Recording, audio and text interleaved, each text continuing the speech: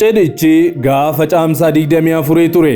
Gaafa sanatti Hanaan dhalakoof kennaa konkolaataa bitee kennuufi yaadeen ture. Garuu ittiin balaa uumti jedhee waanan shakkeef isarraa yaada koo kaaseen qabattoo warqeerraa hojjetame qopheesseefi ture. Garuu ergasii harka na muran jedhu haati Hanaan Muhammad aadde Soofiyaa Tamaam. Aadde Soofiyaan haati Hanaan Muhammad jechuudha. Shamarree ji'a darbe keessa gamoo 8ffaarraa of darbatte jedhamte ammas gara miidiyaatti ba'uudhaan icciitii adda addaa ajjeefamuu ishee gara caalutti mirkaneessuu fi eenyu akka ajjeese agarsiisu dubbatanii jiru. Mucaan torbaniin dura galaanni fudhatee reenfi isaallee utuun argamin guyyoota 6 lakkoofsiseera. Maarkoon Yiggaram jedhama. Daa'ima waggaa 4 kan ta'ee fi keejii tokkoffaa tokko jedhee barachuu kan jalqabe mana barumsaa Addisuu Gabayaatti argamu Laazaariit jedhamu barataa akka ture ifaadha. Maarree guyyoota lamaan dura odeeffannoo haaraan bahetu jira. Wanti argames ni jira. Maaltu argame kan jedhullee odeeffannoo kana keessatti kan isiniif qoonnu ni ta'a. Nagaan hunduma keessaniif haa baay'atu. Akkam jirtu daawwattoota Kiristiyaan Miidiyaa. Odeessa wayitaa fi dhugaataan yeroo kanaaf isiniif qindeeffannee isiniif qabannee dhiyaanneerra. Amma xumura qophii keenyaatti nu wajjin turaan affeerraa keenya.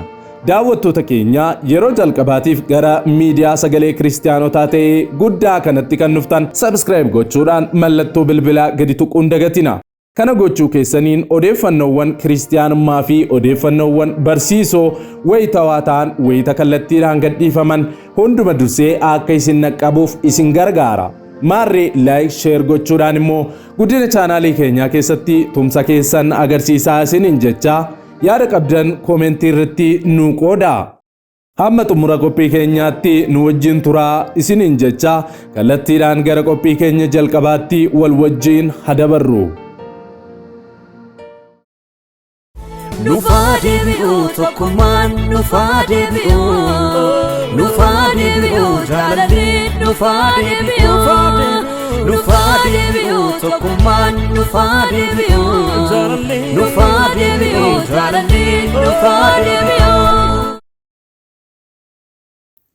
Viidiyoo kana like gochuudhaan jalqabaa. Mucaa galaanni fudhatee reenfi isaallee utuu hin argamin guyyaa 6ffaa qabateera. Maarkoon Yiggaram jedhama. Daa'ima waggaa 4 kan ta'ee fi keejii tokkoffaa tokko jedhee barana kan barachuu jalqabee fi mana barumsaa Addisuu Gabayaatti argamu Laazaariit jedhamutti barataa akka ture ifaadha. Maarree roobii darbe galaanaan erga nyaatame hanga har'aatti qodaa nyaataa yookaan misaaqaasaa fi kophee isaatiin alatti wanti argame hin jiru.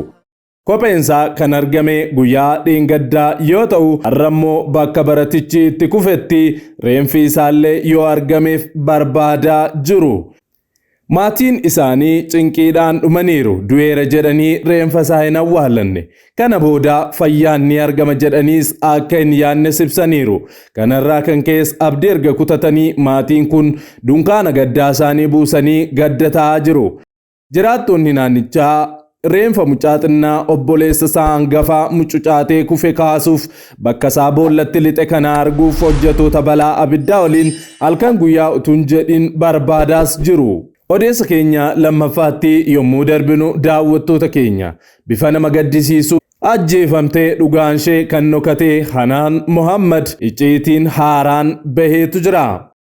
Haati ishee Soofiyaa Tamaam waa'ee dhala isaanii gamoo 8ffaarraa of darbatte jedhamte hunduma dursanii ajjeefamuu ishee kan dubbatan kaleessas itti dabalanii icciitii haaraa yaanetaa irratti himaniitu jiru.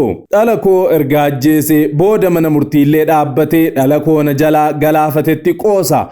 Maal abdateetu mana murtiitti reenfa koo jeeliin miidhagseen eerpoortii adeemaa ture erganachi ga'ee naaf bilbiltee deebiinaan jettee kanaan dura si'a 4 barakiinaa dhugdeetti jedheetu reenfa dhala kootti qoosaa mucaan koo waan tokko itti irrateen beektu bashannanaan guddattee ofitti gadditees hin beektu jechuudhaan miira itti dhaga'ame haati Hanaan dubbatanis jiru. Itti dabaluunis hiriyaan Hanaan gaafa Hanaan ajjeefamte sanaa obboleettii abbaa manaa Hanaan wajjin turte. Hospitaalattis haadha Hanaan Soofiyaa jalatti kufuudhaan aafuu naan jedhii akka jetteenii fi harka koo na gubaa bishaan natti naqaa akka jettes dubbatanii jiru. Sababa maaliitiif akka isheen kana jettillee wanti beekame hin jiru. Haati Hanaan afaan isaaniitiin erga kana jedhanii deebisee gaazexeessaan akkas jechuun gaafate. Maaliif akkas isiniin jette isinitti fakkaata? Isin immoo yeroo sanatti sababa maaliitiifan aafuu siin jedhaa maal na balleessite jettaniin gaafanne jedhee wayita inni gaafatutti anoo yaadni koo ajjeefamuu dhala koorra jira, gaddaan jira, bo'aan jira. Harka kootiinan ala tokko rukuteerraan kan hafe sana booddee bilbila isheen harkaa fuudhee poolisiitti iyyerraan kan hafe sababa maaliitiif akkanaafuu jedhuun hin gaafanne jechuudhaan dubbataniitu jiru. Milinikitti yeroo reenfa dhala isaanii argan haati Hanaan mucaan koo qeensi isheellee hin buqqaane dhagni isheellee hin quncaane namni gamoo 8ffaarraa 3ffaatti kufee ni caccabaa ni hurraa'aa ni madaa. Dhalli koo garuu waan tokkollee hin taane foon adiitu mataa ishee keessaa ol ba'ee rasaasaan akka rukutamtee ibsa. Dhala koo garagalcheen sirriitti ilaalee kanan gannazees ofuma kootiifidha. Kanan godheef immoo reenfa dhala koorra waan ga'e sirriitti hubachuuf adda baafachuufan ture. Dhuguma dhugaasaas argeera. Qooda na jalaa ajjeesan harka ishee fi miila isheerree irraa muranii utuu lubbuu ishee naaf hambisanii naa wayya ture jechuudhaan gadda hamaa keessa ta'anii dubbataniiru. Poolisiin reenfa Hanaan awwaalaa baasee irra deebiin erga qorannoo taasisee booda rasaasaan ajjeefamuun ishee mirkanaa'ee ture. Dhalli koo Hanaan Soofii jettee na waamti. Waa'ee abbaa manaa ishee gaaf tokko na waamtee wal nu barsiifte. Gaafasis erga niikaa yookaan qubeelaa godhatee booda ergasii abbaa manaa isheeti jennee ilaalla turre. Inni garuu nuun dhokata ture. Maaliif nu dhokatta jedhee gaafannaan hamma guyyaan fuudhuutti isinitti mul'achuu hin barbaanne akka aadaa keenyaattis cubbuudhaa qaaniidhaa naan jedhe. Akka aadaa keenya jechuun akka aadaa Jimmaatti erga qubeelaa yookaan niikaa godhatee qaanii hin qabu. Maatii haadha warraasaa dubbisuun rakkina hin qabu. Inni garuu durumaa kaasee nu baqataa ture. Tarii kanas yaadee ta'uu ni danda'a jechuudhaan harmeen Hanaan Mohammad dubbatanii jiru.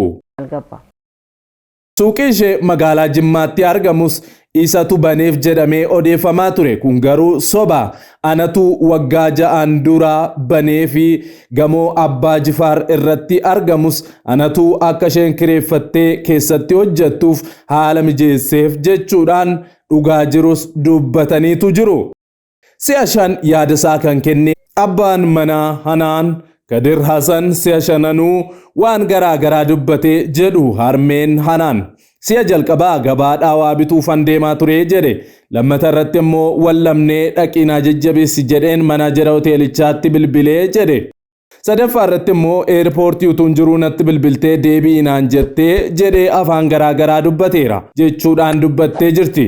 Itti dabaluudhaanis cidhichi gaafa caamsaa 24 ture. Gaafa sanatti Hanaan dhala kootiif kennaa konkolaataa bitee fi kennuufi yaadeen ture. Ittiin nama rukutti jedhee waan an yaadeef isarraa yaada kaaseen qabattoo warqeerraa hojjetame qopheesseefi ture. Garuu harka na muran jechuudhaan haati Hanaan dubbataniiru.